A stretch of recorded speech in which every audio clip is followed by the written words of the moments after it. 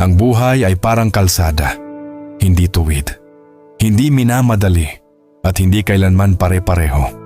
May mga likong biglang dumarating, mga tanong na walang agarang sagot. May mga paahon na sinusukat ang lakas ng loob at mga paglusad ng landas na nagtuturo ng pag-iingat. Hindi kailangang matulin. Hindi karera ang buhay, may mga biyahe na mas mahalagang namnamin kaysa tapusin. May mga sandaling tahimik ang daan, tila ikaw lang ang kasabay ng hangin at ulap. Ngunit sa katahimikang iyon, doon mo maririnig ang sarili mong tinig.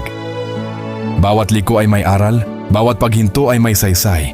Hindi lahat ng pahinga ay pagtatapos, ang iba, paghahanda. Kaya kahit paahon, kahit paglaylay ng landas, kahit magaspang ang daan, ituloy mo lang ang paglalakbay.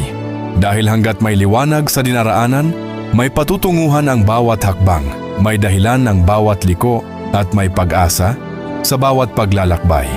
At sa pagsikat ng araw, hindi nagtatapos ang biyahe.